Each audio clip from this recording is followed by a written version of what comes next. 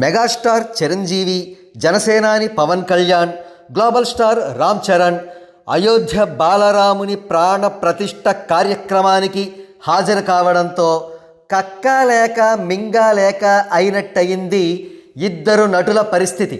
కేవలం ఇద్దరు నటుల గురించి మాత్రమే మనం ఇక్కడ మెన్షన్ చేస్తున్నామంటే వారిద్దరూ కాస్త తేడా అని అర్థం అవుతోంది.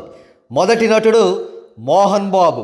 మోహన్ బాబు మెగా ఫ్యామిలీ పట్ల నిత్య ఈర్షాపరుడు అనే పెద్ద టాక్ ఉంది. ఇక రెండవ నటుడు యంగ్ టైగర్ ఎన్టీఆర్. ఈయన ఫాల్స్ ప్రెస్టీజ్ కోసం, ఈగో ఫ్యాక్టర్స్ కోసం ఆరాటం ఎక్కువగా పడతారు అనే టాక్ ఒకటి ఉంది. ఇక ముందుగా మోహన్ బాబు ఏం చేశారో చెప్పుకుందాం.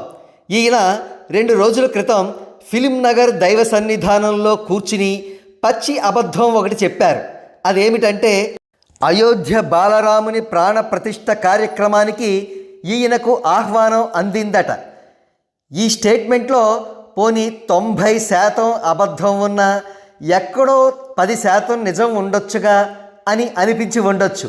కానీ ఈయన ఇచ్చిన నెక్స్ట్ స్టేట్మెంట్ చూశాక ఇది 100% అబద్ధం అని అర్థమవుతోంది. ఇంతకీ నెక్స్ట్ స్టేట్మెంట్ ఏమిటంటే సెంట్రల్ గవర్నమెంట్ వారు ఈయనకు సెక్యూరిటీ కల్పిస్తామని రిక్వెస్ట్ చేశారట. కానీ ఈయన భయంతో అయోధ్యకు వెళ్ళలేదట. ఈ వీడియో చూసిన నెటిజన్స్ క్రింద పడి పగలబడి నవ్వుతున్నారు. అసలు గోరంతలు కొండంతలుగా చేసి చెప్పుకునే మంచు ఫ్యామిలీ ఇంత గొప్ప ఆహ్వానాన్ని భోంతరాలు దద్దరిల్లేలా ప్రచారం చేసుకోకుండా ఉంటుందా అని వ్యాఖ్యానిస్తున్నారు. ఇక మరో హీరో జూనియర్ ఎన్టీఆర్ది కాస్త భిన్నమైన పరిస్థితి.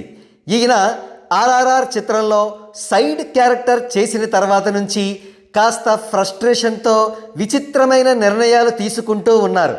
మరీ ముఖ్యంగా రామ్ చరణ్ ఏది చేస్తే అది ఫాలో అయిపోవడం ఈయన తన అలవాటుగా మార్చుకున్నారు. రామ్ చరణ్కి ఏదైనా క్రెడిట్ వస్తే అది వెంటనే ఫేక్గా తన PR టీం ద్వారా తన ఖాతాలో వేసేసుకోవడానికి విఫలయత్నం చేస్తూ ఉంటారు.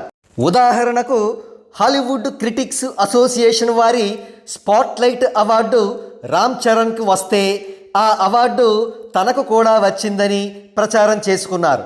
కట్ చేస్తే అచ్చం మోహన్ బాబు గారిలాగే ఈయన కూడా తనకు అయోధ్య ఆహ్వానం అందిందని తన PR టీం ద్వారా ప్రచారం చేసుకుంటున్నారు. మరి ముఖ్యంగా స్నాక్స్ని భోజనంలా దొబ్బితినే M9 అనే వెబ్సైట్ ద్వారా ఈయన ట్వీట్స్ వేయించుకున్నారు. ఆ అయోధ్య ఆహ్వానం స్టోరీ కూడా భలే కామెడీగా ఉంది. వినండి. అయోధ్యకు తనకు ఆహ్వానం అందిన దేవర సినిమా హెక్టిక్ షూటింగ్ షెడ్యూల్స్ వల్ల తాను అయోధ్యకు వెళ్ళలేకపోతున్నానని ముందుగా ఒక ప్రచారం చేయించుకున్నారు ఎన్టీఆర్. అయితే ఆ తర్వాత ఆ షూటింగ్ జరగలేదు, క్యాన్సిల్ అయిందనే విషయం తెలిసింది. ఇదే విషయం యాంటీ ఫ్యాన్స్ ప్రస్తావించగా వెంటనే మన స్నాక్స్ M9 గాడు ఇంకొక స్టోరీ అల్లేశాడు.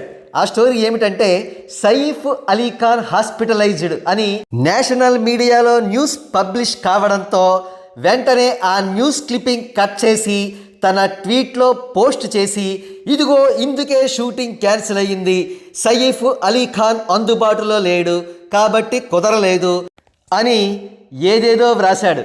ఇవన్నీ రెగ్యులర్గా ఫాలో అవుతున్న సినీ ఫ్యాన్స్కి ఏం కష్టం వచ్చిందిరా బాబు ఎన్టీఆర్ గారికి అని వాపోతున్నారు.